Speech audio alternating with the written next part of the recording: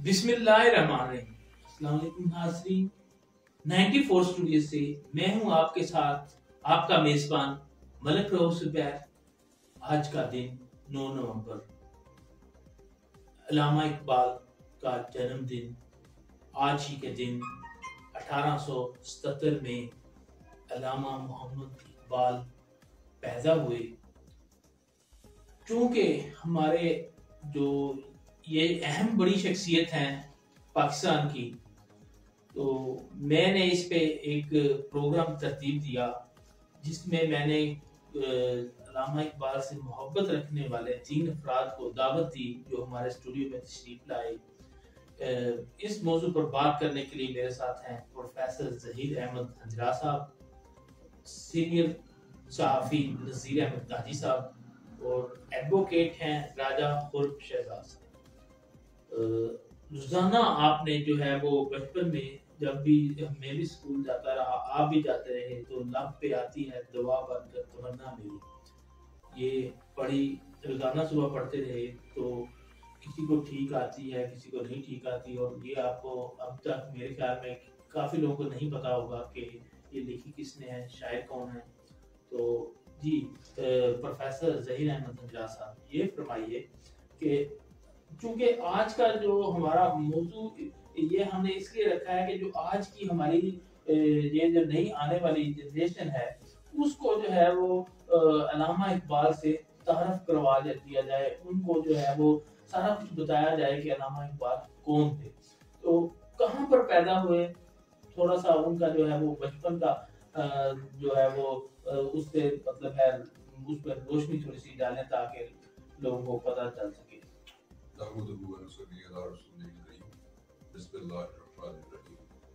बहुत शुक्रिया मलिक रऊफ ज़ुबैर साहब।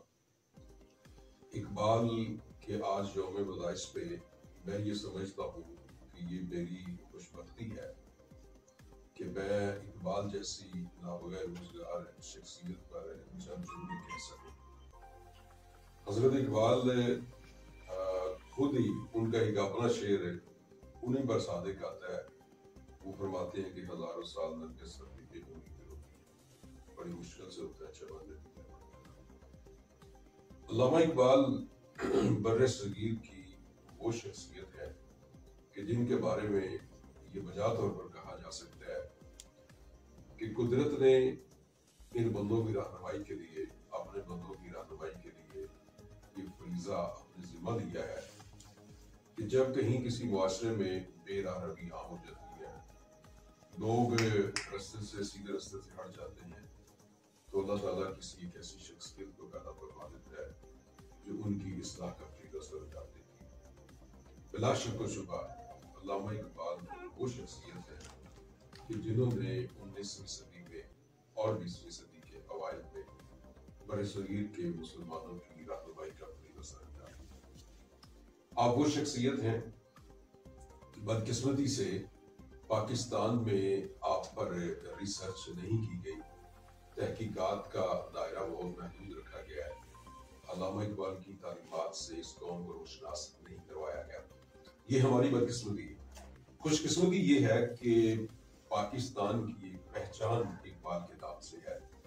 आपको इंटरनेशनल वर्ल्ड में इकबाल लाहौरी के नाम से याद किया जाता है और मगरिब में खासतौर पर यूरोप में अल्लामा इकबाल पर बहुत ज़्यादा रिसर्च की जा रही है, बहुत सारे थीसिस लिखे गए हैं, उनकी शायरी को एक्सप्लोर किया जा रहा है। जहाँ तक आपके इस सवाल का ताल्लुक है कि अल्लामा का तारुफ, तो यकीन मानिए मलिक साहब, एक तो 48वां आज यौम पैदाइश इकबाल का, और इस कौम का जब बच्चा अपने सिने शऊर को पहुंचता है तो उससे भी पूछा जाए इकबाल कौन है तो वो इकबाल के बारे में जानता होता है। ये इकबाल पर अल्लाह का ऐसा फजल है कि लोग अपनी फैमिली के, अपने परदादा या उनके आगे परदादा उनके नाम तो भूल चुके हुए हैं, लेकिन इकबाल को कोई नहीं भूला। उसकी वजह इकबाल का वो रोल है जो उन्होंने अपनी शायरी के जरिए, अपने कलम के जरिए इस मुआशरे को जगाने के लिए, खास तौर पर आपके इल्म में है कि जब अल्लामा दुनिया में तशरीफ लाए तो उस वक्त गुलामी का दौर दौरा था, मुसलमान अपनी शनाख्त खो चुके थे انگریزوں نے یہاں پر قبضہ کیا تو مسلمانوں کا کلچر خطرے میں پڑ گیا اور تباہ ہو گیا. مسلمانوں کی زبان کو، مسلمانوں کے تہذیب و تمدن کو انہوں نے مکمل طور پر تباہ کر دیا اور مسلمان صرف مسلم چلے گئے. تو علامہ وہ واحد شخصیت تھی کہ جنہوں نے اپنے آپ کو قرآن و حدیث کے دائرے میں رکھ کے ان مسلمانوں کو جگانے کی کوشش کی. اب یہ جو شخصیات ہوتی ہیں ان میں دو طرح کے عام طور پر لوگ پائے جاتے ہیں. ایک وہ ہوتے ہیں کہ جنہیں ہم کہتے ہیں وہابی، ایک وہ ہوتے ہیں جنہیں ہم کہتے ہیں قصبی. وہابی قسم کے لوگ وہ ہوتے ہیں کہ جو بچپن سے ہی، شروع سے ہی خدا داد صلاحیتوں کے مالک ہوتے ہیں اور ان سے ایسے واقعات رونما ہوتے ہیں کہ جو عام طور پر ان بچوں سے نہیں ہو پاتے. قصبی وہ ہوتے ہیں کہ جو محنت کرتے ہیں، محنت کرنے کے بلبوتے پر اپنا مقام کہیں پر بنا لیتے ہیں. تو علامہ اقبال علیہ رحمہ ان وہابی لوگوں میں سے شامل تھے کہ جنہیں بچپن ہی سے قدرت نے ایسی صلاحیتوں سے نوازا تھا کہ جو اس عمر کے، اس دور کے بچوں میں نہ ہوئی تھی. ایک چھوٹا سا واقعہ میں آپ سے شیئر کرنا چاہوں گا اقبال کے بچپن کا. اقبال کے بزرگ کشمیری خاندان سے تعلق رکھتے تھے اور سری نگر کے علاقے سے وہ ہجرت کر کے یہاں سیالکوٹ تشریف لائے تھے. آپ کے والد ایک صوفی منس انسان تھے اور ان کا نام شیخ نور محمد تھا.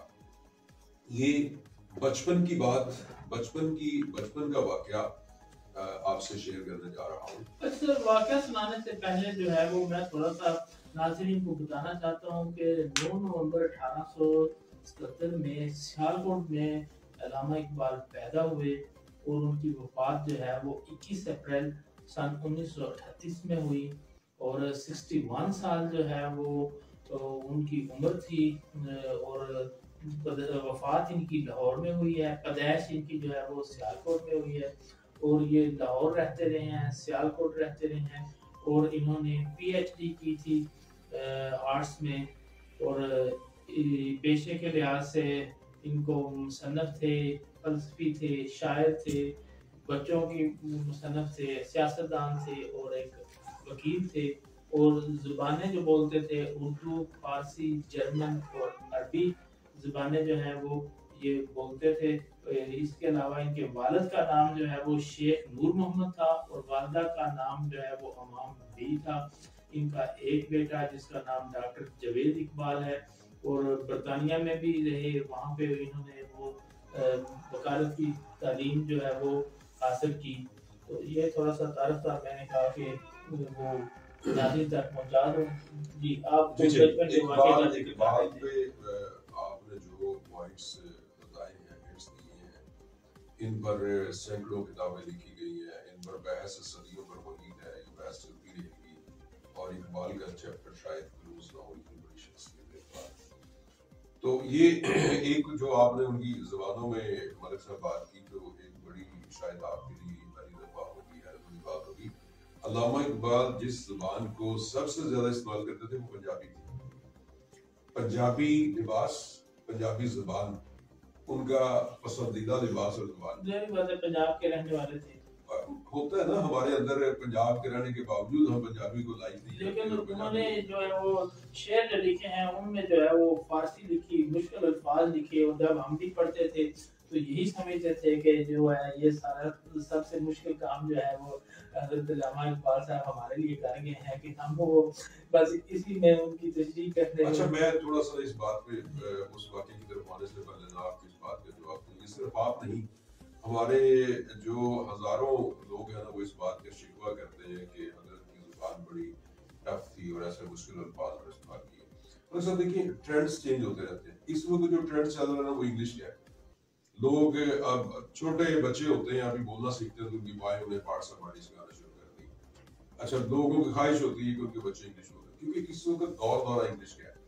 جس دور میں اقبال تھے اس وقت اس بیلٹ پر فارسی کو ایک سلجھی ہوئی، پڑھی لکھی اور رچ لینگویج کے طور پر جانا جاتا ہے. اس لیے وہ زیادہ جو ہے وہ شاعری انہوں نے اسی لیے زیادہ اس میں کی. دوسری بات عربی میں بھی انہوں نے جو ہے وہ شعر لکھے.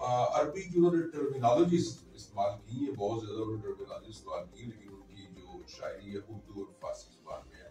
ایک ان کی بک ہے وہ ملک صاحب علامہ اقبال کے ایک بڑے عظیم استاد پروفیسر میر حسن علامہ اقبال کو بنانے میں ان کا بڑا ہاتھ ہے. تو وہ جو میں نے کہا تھا ان کا بچپن کا واقعہ، سید میر حسن کی یہ عادت تھی کہ وہ نماز فجر کے بعد مولوی پاک کرتے تھے. ایک دن وہ اپنی مسجد کی بجائے نا جو بازار صرافہ ہے جہاں پر علامہ اقبال کی رہائش تھی، وہاں اس مسجد میں آئے. وہاں انہوں نے فجر کی نماز پڑھی اور اپنے ذکر میں فہم کرنے میں مصروف ہو گئے. تو جیسے ہمارے یہاں پر رواج ہے کہ مسلمانوں کے بچے ارلی مارننگ مسجد میں جاتے ہیں وہاں قاری صاحب کے پاس قرآن پاک پڑھتے ہیں، تو سید میر حسن نے دیکھا کہ کچھ بچے وہاں مولوی صاحب کے بیٹھے ہوئے قرآن پاک پڑھ رہے ہیں. انہوں نے غور سے دیکھا تو اپنے اس ورد کو ختم کر کے قاری صاحب کے پاس گئے اور ایک بچے کی طرف اشارہ کر کے کہتے ہیں کہ میرے سر یہ بچہ کون ہے؟ تو انہوں نے بتایا جی یہ ہمارے یہاں ہمسائے ہیں شیخ نور حسین کا بیٹا ہے، شیخ نور محمد. تو پروفیسر میر حسن نے اس بچے کو اپنے پاس بلایا اور ان سے کہنے لگے بیٹا آپ کا نام کیا ہے؟ تو وہ بچہ جس کی بمشکل عمر 8-10 سال کی، وہ کہنے لگا کہ کون سا نام بتاؤ، گھر والا یا اسکول والا؟ تو انہوں نے کہا بیٹے تم نام بتا دو. تو بچہ کہنے لگا جی گھر میں تو میری جی مجھے پادا کہتی ہیں اور اسکول میں میرا نام محمد اقبال ہے. اب سید میر حسن وہاں سے اٹھے، اپنے دن کے معمولات سے فارغ ہو کر شام کو آ کر انہوں نے شیخ نور محمد دروازے پر دستک دی. چونکہ میر حسن ایک بڑی مشہور پرسنالٹی تھے، سیالکوٹ کی اسکالر تھے، لوگ ان کے بڑے عقیدت مند تھے. تو شیخ نور محمد نے دیکھا کہ اتنی بڑی ہستی ہمارے گھر کے سامنے بڑے خوش ہوئے ان کو اٹھایا اور ان کے آنے کا مقصد پوچھا. تو سید میر حسن نے کہا جی میں آپ کے بیٹے کو پڑھانا چاہتا ہوں، میری خوش قسمتی. ظاہر بات ہے وہ پہچان گئے تھے وہ پہچان ہیرے کو کہ پہچان یہ جو بالا ہے یا محمد اقبال ہے آنے والے دور کا علامہ محمد اقبال ہے. اور یہ وہ درس تھا ان کا میر حسن کا کہ جس نے اقبال کو علامہ اقبال بنا دیا. ان میں وہ سوچ پیدا کر دی، ان میں وہ روح پیدا کر دی کہ جس نے فکر ان کو دے دی، جس نے آگے چل کر ان کو ایک بہت بڑی پرسنالٹی بنا دی. اور یہی وجہ تھی اقبال کا جو قرآن کے ساتھ تعلق ہے نا وہ ایک بڑا گہرا تعلق ہے. بلکہ اس صدی میں اقبال نے جتنا سمجھ کے قرآن کو پڑھا ہے شاید اس دور کے بہت کم لوگوں نے ایسا پڑھا، اور اس کے پیچھے ہاتھ جو ہے سید میر حسن. جی ایڈوکیٹ ہیں ہمارے ساتھ راجہ خرم شہزاد صاحب. سب ظاہری بات ہے کہ یہ پاکستان تھا، یہ ایک جو مطلب ہے خواب تھا یہ علامہ اقبال کا تھا. انہوں نے جو ہے وہ مسلمانوں کو دو قومی نظریے پہ بات کی، یہ بتایا کہ ہندو جو ہے وہ نظریہ الگ ہے، مسلمان جو ہے یہ ایک الگ مذہب ہے، ایک الگ قوم ہے، تو یہ ایک ساتھ نہیں رہ سکتے. تو اس پہ آپ کیا کہیں گے؟ بسم اللہ الرحمن الرحیم. بالکل بات آپ کی بالکل ٹھیک ہے. اقبال ہی کی پوئٹری تھی جس نے ایک تحریک پیدا کی. سوئی مطلب قوم کو جگانا جو ہے وہ بڑے مطلب عام سا کام نہیں ہے. بالکل سر. اور پھر آپ نے فرمایا کہ صفحہ دہر سے باطل کو مٹایا ہم نے، نوع انسان کو غلامی سے چھڑایا ہم. اور ویسے تو کافی ٹاپکس ہیں مطلب اقبال کی شاعری کے، لیکن جو مطلب مذہب ہے اس میں انہوں نے کافی مطلب اس کو ایکسپلین کیا، اس کی وضاحت کی ہے. اور لوگوں کو مطلب جو بات اس دور میں جو بات لوگوں کے لیے عام فہم تھی وہ انہوں نے بیان کی، اور لوگوں کو مطلب جلدی وہ بیداری ایک روح ہوں گی نا. تو اب آپ کو جو ہے وہ ان کے اشعار پہ بڑی گریپ ہے، پروفیسر بتا رہے تھے. میں چاہوں گا کیونکہ آج یوم جو ہے وہ پیدائش کا دن ہے علامہ محمد اقبال صاحب کی، تو کچھ ان کے اشعار جو ہیں وہ. جی ضرور انشاءاللہ. یہ جو عشق رسول کی بات ہے، جو وہ اقبال فرماتے ہیں جو کرنی ہے جہانگیری محمد کی غلامی کر، جو کرنی ہے جہانگیری محمد کی غلامی کر، عرب کا تاج سر پہ رکھ کے خدا بندے عجم ہو جا. اور پھر اقبال نے فرمایا کہ محمد سے وفا تو نے تو ہم تیرے ہیں، یہ جہاں چیز ہے کیا لوح و قلم تیرے ہیں.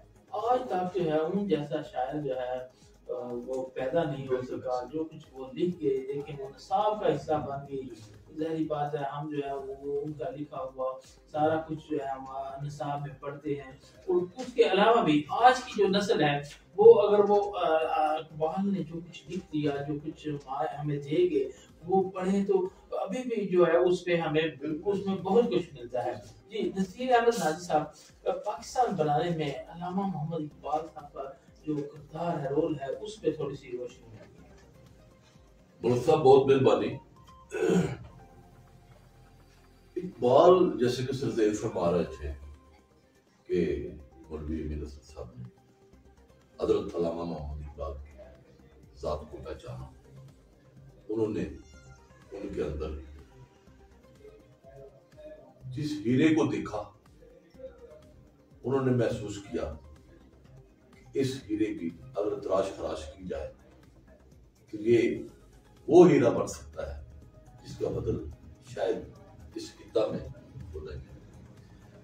تو یہی وجہ تھی کہ اقبال جو تھے وہ ان کا مذہب کی طرف لگاؤ جو تھا وہ بہت مذہبی گھرانے تھے، اور پھر مسجد جاتے تھے، ان کے جو ہیں وہ مولوی صاحب جیسا استاد ان کو مل گیا۔ کہتے ہیں نا کہ زندگی میں اگر ایک بھی استاد جو ہے نا وہ مل جائے تو انسان کی زندگی بن جاتی ہے۔ یہ اساتذہ کرامی ہوتے ہیں جو مولوی صاحب نے اقبال کے اندر عشق مصطفیٰ کو کوٹ کوٹ کے بھرا۔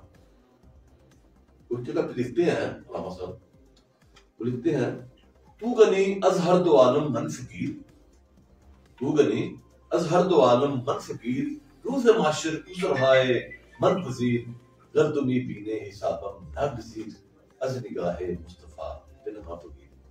یہ فارسی کا شعر ہے۔ ظاہر بات ہے میں یہ بھی چاہوں گا تھوڑا سا یہ کیا ہے تھوڑی سی ہمارے جو اقبال لکھتے ہیں نوجوان نسل کے لیے ہم یہ پروگرام کر تو رہے ہیں۔ غنی از ہر دو عالم من فقیر، رب سے مخاطب کرتے ہیں یا اللہ تیری ذات بہت بڑی ہے اور میں فقیر۔ انہوں نے وہ شکوہ بھی تو لکھا نا، ایک اور جو بعد میں جب لوگوں نے علماء کرام نے اعتراضات لگائے تو پھر انہوں نے جواب میں شکوہ بھی لکھا۔ وہ فرماتے ہیں تو غنی از ہر دو عالم من فقیر، روز معاشر عذرہائے من پذیر، گردمی بینے حسابم ناگزیر، از نگاہ مصطفیٰ پنہا بگیر۔ وہ کہتے ہیں کہ یا اللہ پاک قیامت والے دن مجھ سے میرا حساب نہ پوچھئے گا، اور اگر لازم ہے کہ میرا حساب ہونا لازمی ہے تو پھر میری ایک آرزو ہے کہ مجھے نبی کریم صلی اللہ علیہ وآلہ وسلم آخر ہو جانے سے میرا حساب نہ لیجیے۔ عشق مصطفیٰ کی یہ بات تھی، اور اسی عشق مصطفیٰ میں انہوں نے پاکستان کا خواب دیکھا۔ اسی عشق مصطفیٰ نے ان کو یہ انہوں نے دیکھا کہ ہندو اور مسلمان جو ہے نا یہ دو الگ الگ نظریے ہیں، ان کا اکٹھے رہنا مناسب نہیں ہے۔ تو انہوں نے پھر وہ خواب دیکھا، پاکستان کی ایک تصویر دیکھی، پھر کام آگے چلتا گیا۔ اب دیکھیں اس دور میں ایک اتنے بڑے مفکر کا پیدا ہونا بڑی بات نہیں ہے۔ ملک صاحب میں نے گزارش کیا ہے کہ زندگی میں اس وقت ہم آزاد ہیں، تو مطلب ان جیسی باتیں نہیں کی جا سکتی۔ انہوں نے تو اس دور میں کی جب یہاں پہ انگریز قابض تھا، انتہائی وہ مشکل دور ہوگا نا جب مطلب ہے کہ حکومت بھی اپنے لوگوں کی نہیں تھی۔ دیکھیں جی ملک صاحب بات یہ ہے کہ جو لوگ مثال کے طور پہ جو علامہ صاحب کے استاد تھے نا، کہتے ہیں نا کہ زندگی میں اگر ایک بھی ٹیچر اچھا مل جائے تو انسان کی زندگی بن جاتی ہے۔ تو مولوی صاحب جیسا استاد حضرت علامہ کو نصیب ہو، انہوں نے حضرت علامہ کے ذہن میں ان کی جو اپنے ان کے بارے میں ہے جو ان کا فلسفہ منطق میں جو باتیں ہوئی انہوں نے کی، اور پھر اس کے بعد ان کا عشق رسول۔ میں تو خیر میرا تو اتنا علم نالج نہیں ہے، میرا منہ چھوٹا ہے اور ان کی شخصیت بہت بڑی ہے، میں کون ہوتا ہوں اقبال کے بارے میں گفتگو۔ لیکن ایک بات جو مجھے سمجھ آئی ہے کہ اقبال نے یہ جو اس وقت بھی آج تک بھی، حالانکہ انڈیا ہمارے پڑوس میں رہتا ہے، ہمارا پڑوسی ملک ہے، اور ایک مدت ہو گئی ہے تقریباً پوری صدی گزر چکی ہے، لیکن آج تک بھی انڈیا جو ہے اس کے ساتھ ہمارا جو ہے وہ سلسلہ آج تک بھی مینج نہیں ہو پایا۔ اور اقبال نے یہ تقریباً مقصد آپ دیکھ لیں نا کتنا عرصہ پہلا اقبال نے یہ محسوس کیا تھا کہ ہندو اور مسلمان جو ہے یہ دو الگ الگ نظریات ہیں اور ان کا اکٹھا رہنا ممکن نہیں۔ اچھا، 3 شادیاں جو ہیں وہ کی علامہ محمد اقبال صاحب نے مختلف جو ہے وجوہات کی بنا پہ، اور ان کی والدہ کا بھی اقبال کو اقبال بنانے میں بہت جو ہے وہ رول تھا۔ تو پروفیسر ظہیر احمد حجاز صاحب کافی جو ہے وہ کتابوں کے مصنف ہیں، تو وہ تھوڑی سی جو ہے ہماری نوجوان نسل کو اس بارے میں بتائیے گا۔ دیکھیے جی، علامہ اقبال علیہ رحمہ جس ماحول میں وہ پلے پڑے، انہوں نے خاص طور پر جس وقت وہ جرمنی گئے نا بارٹلا کرنے کے بعد میونخ یونیورسٹی سے انہوں نے پی ایچ ڈی فلاسفی میں کی، تو وہاں اس وقت ایک پوئٹ تھا جس کا نام تھا گوئٹے۔ گوئٹے جنوب سے شاعر مغرب کہا جاتا تھا، جرمنی کا وہ شاعر تھا اور جرمن قوم کو بڑا مانتی تھی، اس کی تعلیمات ان کے لیے بڑی مفاد تھی۔ تو علامہ نے اس کی اس پوئٹری کو پڑھا، پوئٹری پڑھنے کے بعد جب واپس تشریف لائے اس وقت پھر وہ جو قوم کا درد اور باہر کے حالات دیکھ کر انہوں نے پوئٹری سے، اپنی اس پوئٹری سے اس قوم کو جگانے کی کوشش کی، اور نہ صرف کوشش کی بلکہ جگایا۔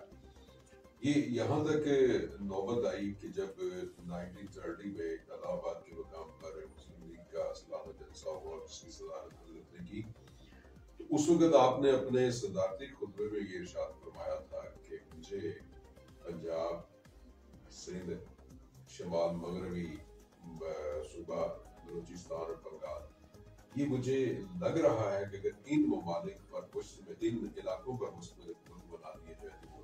اچھا، یہ انہوں نے جب تقریر کی تو انڈین میڈیا نے، ہندو میڈیا نے اور ہندو لیڈرز نے ان پہ بڑے عجیب سے مذہبہ کے فکرے کسے، کسی نے کہا جی دیوانے کا خواب ہے، کسی نے کہا جی نروگی بات ہے، کسی نے کچھ کہا، کسی نے کچھ کہا، لیکن آپ نے دیکھا کہ وہی علاقے آج پاکستان کہلاتے ہیں کہ جن علاقوں کا ذکر اس وقت علامہ اقبال نے کیا تھا۔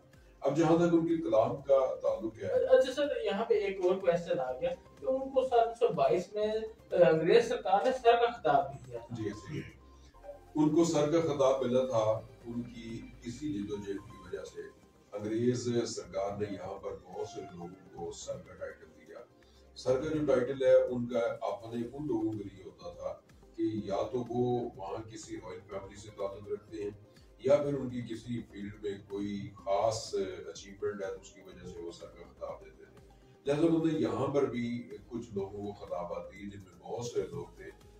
سب سے پہلے تو آپ کو یاد ہوگا کہ سر سید احمد خان، تو وہ ان کے نام کے ساتھ ہی ایسے لگتا ہے کہ سر سید ہی ان کا نام ہے، وہ سر کا ٹائٹل انگریزوں کو دیا ہوا تھا۔ انگریزوں نے ان کو ٹائٹل ضرور دیے۔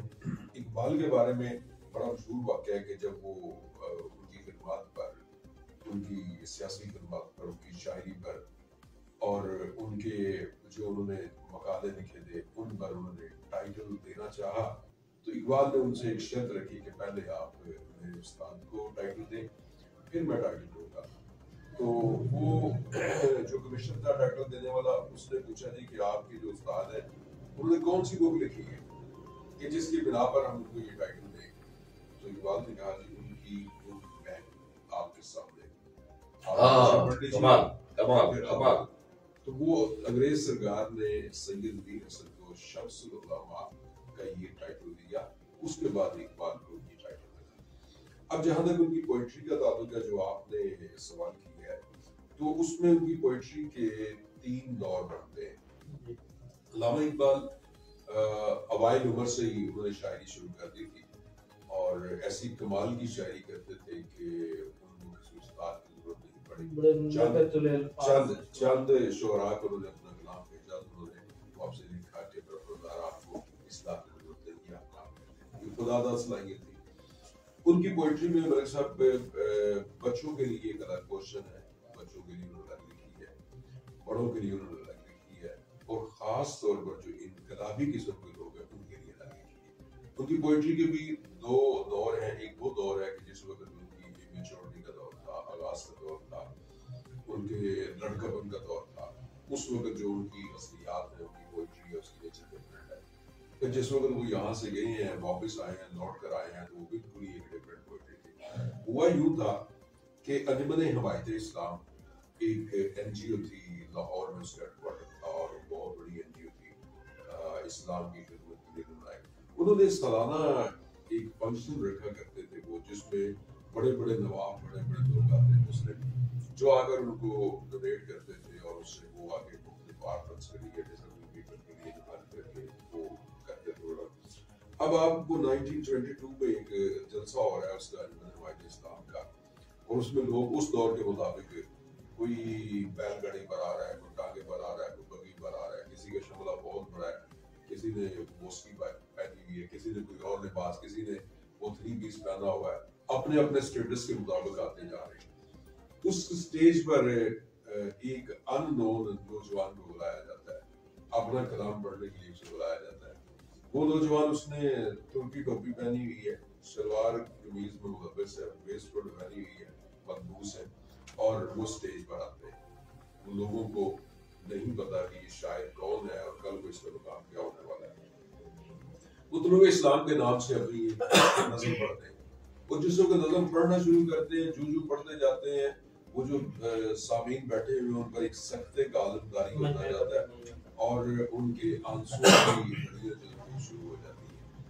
अब उसके ये पहला मौका था जब इकबाल को पब्लिक रिकॉग्निशन मिली, पहला मौका था। इससे पहले इकबाल ने शायरी की शुरू से कर रहे थे, लेकिन वो किसी मुशायरे में चले गए, किसी जगह पर चले गए, इतनी बड़ी गैदरिंग में, और फिर रिकॉग्निशन जो है उन्हें उस वक्त मिली और फिर लोगों ने जाना कि ये शायर है। उनकी पोइट्री की किताबें जो है वो, उनमें उर्दू और फारसी शामिल है। किताबों के सर मैं नाम लेता हूँ, आपको वो मेरी हो सकता है मैं दुरुस्त नाम ना ले सकूं, क्योंकि आपकी ग्रिप है इस पे, थोड़ी सी मेरी इस्लाह कीजिएगा। पहली उनकी जो नस्ल की किताब थी वो आई सन 1930 में, सन 1903 में। जाहिर बात है वो जब 1877 में पैदा हो रहे हैं, 26 साल की उम्र थी उनकी, तो उसका नाम था इल्मुल इक्तिसाद।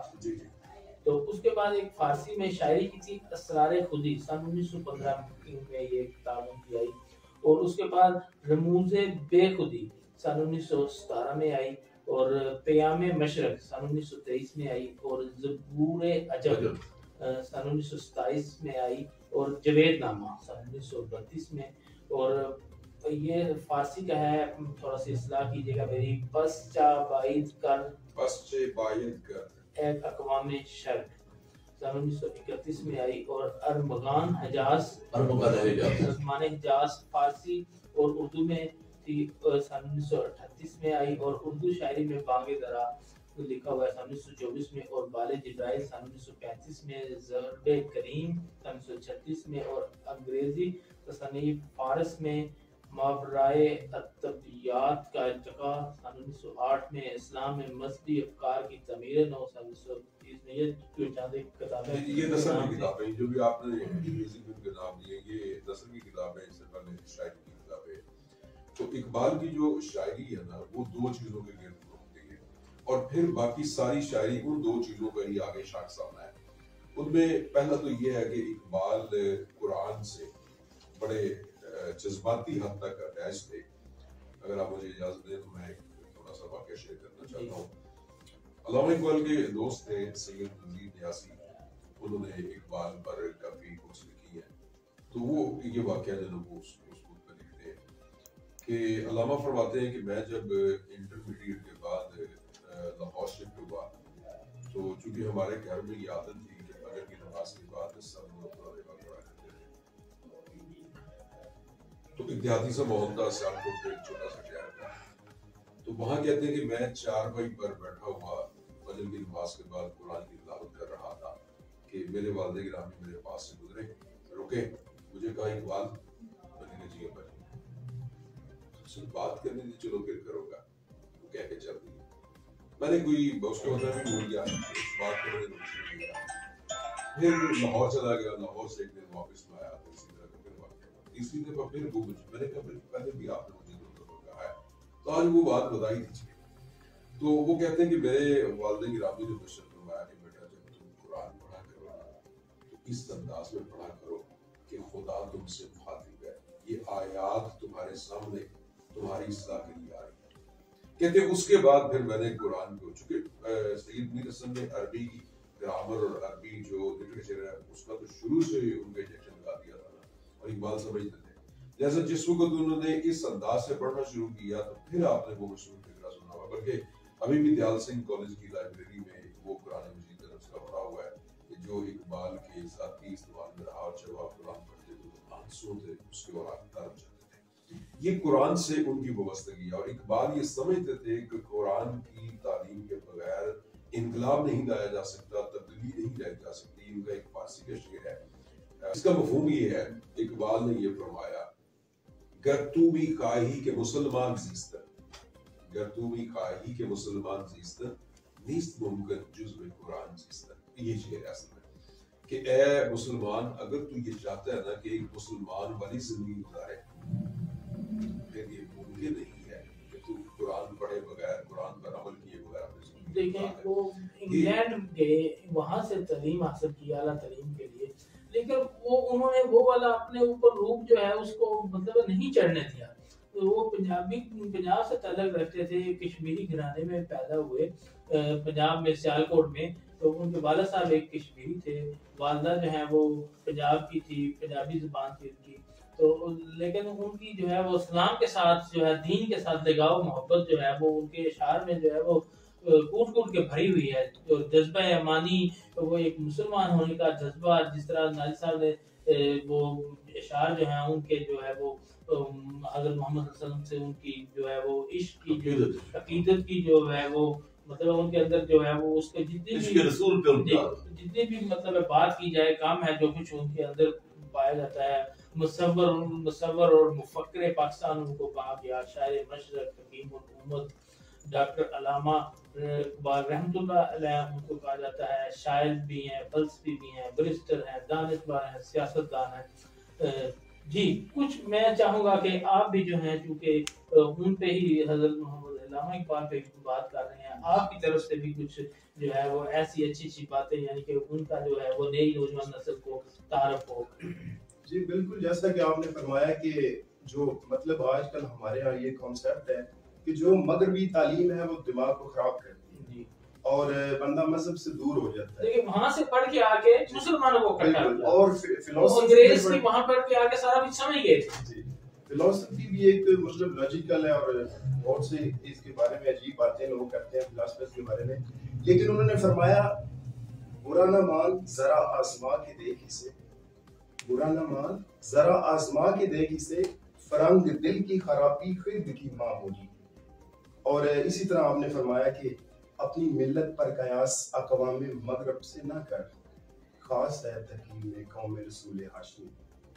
اور یہی جب آپ کچھ اشعار اگر آپ کو یاد ہیں جو یورپ سے جو واپسی ہے نا، قرم صبا کو شعر سنائے گی خیرہ نہ کر سکا. وہ جب یورپ گئے ہیں نا تو آپ نے کہا نا ان پر اثر نہیں پڑا، تو ظاہر ہے وہ پہلے سے ٹرینڈ تھے عشق رسول صلی اللہ علیہ وسلم کے استاد تھے. ہاں وہ بچپن سے جو ہے وہ مسجد گھرانے میں انہوں نے جو ہے وہ آنکھ کھولی. جی اور لیکن وہ وہاں کا جو کلچر تھا وہ ان پہ جو ہے وہ مطلب کچھ بھی اثر نہ جو ہے وہ دکھا سکا. یہاں پہ آ کے انہوں نے مسلمانوں پہ جب دیکھا کہ انگریز ان پہ حکومت کر رہا ہے تو ان کو اکٹھا کیا، ان کو جگایا، اپنے اشعار کے ذریعے ان میں بلبلہ پیدا کیا، جوش پیدا کیا، دو قومی نظریہ دیا اور ایک تحریک چلائی. اور ان کا ایک بڑا کردار کہ قائد اعظم کو محمد علی جناح کو خط لکھ کے انہوں نے، وہ ظاہر بات ہے سارا کچھ سمجھتے تھے اس وقت کے، بہت بڑے وہ ڈاکٹر جو تھے، مفکر بھی تھے، مطلب سارا مطلب اس ان کی جو اس وقت کا معاشرہ تھا اس کی نبض پہ ہاتھ تھا، وہ سمجھتے تھے. انہوں نے علامہ وہ قائد اعظم محمد علی جناح کو یہاں پہ پاکستان بار خط لکھ کے بلا کے جو ہے ان کو ان کے ذمہ لگایا یہ کام. پاکستان جو ہے وہ آج انہی کی وجہ سے، اس خواب کی وجہ سے جو ہے وہ اسلامی جمہوریہ پاکستان جو ہے وہ مارد وجود میں آیا. تو سر آج کا جو دور ہے اس میں بھی جو سسٹم چل رہا ہے، جو نظام بنا ہوا ہے، جو ہمارے معاشرے میں جو صورتحال آپ دیکھ رہے ہیں، آج بھی کوئی علامہ اقبال کی ضرورت ہے؟ کیا سمجھتے ہیں آپ؟ میں یہ سمجھتا ہوں کہ اگر علامہ اقبال کی تعلیمات کو اپنی نوجوان نسل تک پہنچا دیا جائے. آپ کی جو تعلیمات ہیں ان کو آسان اردو میں، نثر کی شکل میں، سلیس اردو میں عام سٹوڈنٹس تک پہنچا دیا جائے تو اقبال آج بھی زندہ ہے. ان کے کلام کے ذریعے آج بھی انقلاب آ سکتا ہے، اور یہ ممکن ہے، بالکل ممکن ہے. ضرورت اس عمر کی ہے کہ حکومتی سطح پر اس کو پروموٹ کیا جائے. جیسے ابھی بالکل شروع میں آپ کہہ رہے تھے کہ علامہ اقبال کی ایک بڑی مشہور دعا جو اسکولوں میں پڑھی جاتی ہے، لب پہ آتی ہے دعا بن کے تمنا پہ، زندگی شمع کی صورت ہو خدایا بھرے. اس بات کو ذرا آپ انڈرسٹینڈ تو کریں. میں بھی، آپ بھی، ہم سارے اسکولوں میں یہ پڑھتے رہے ہیں. ذرا اس کا دوسرا حصہ دیکھیے کہ اقبال دعا کتنی گہری مانگ رہے ہیں، کس تڑپ کے ساتھ مانگ رہے ہیں، کس ولولے اور امن کے ساتھ وہ دعا مانگ رہے ہیں کہ زندگی شمع کی صورت ہو خدایا بھرے. شمع کا کام یہ ہے کہ خود جلتی ہے اور دوسروں کو روشنی دیتی ہے. اب خود جل کر دوسروں کو روشنی دینا یہ زندگی کا عظیم اور یہی اقبال نے یہ سکھانے کی، اس نظم کی تشریح کرنے کی ضرورت ہے. بچوں کو بتانے کی ضرورت ہے کہ اقبال خدا سے کیسا تعلق چاہتا ہے، خدا سے کیا دعا مانگ رہا ہے. جی میں یہ جو ہے جو آنے والی ہماری نئی نوجوان نسل ہے، ایک تو وہ لب پہ آتی، آپ لوگ پڑھتے رہے، لیکن بچپن میں تو وہ رٹا ایک لگایا ہوا تھا. صحیح معنوں میں آپ اپنا موبائل کھول کے، آپ لوگوں کے پاس انٹرنیٹ موجود ہے، وہ پوری دعا جو ہے وہ نکال کے آج پڑھیے گا تو وہ دیکھیے گا کہ وہ دعا ہے کیا. آپ کو سمجھ آ جائے گی کہ علامہ اقبال نے کیا لکھا اور کیا ہمیں دیا ہے.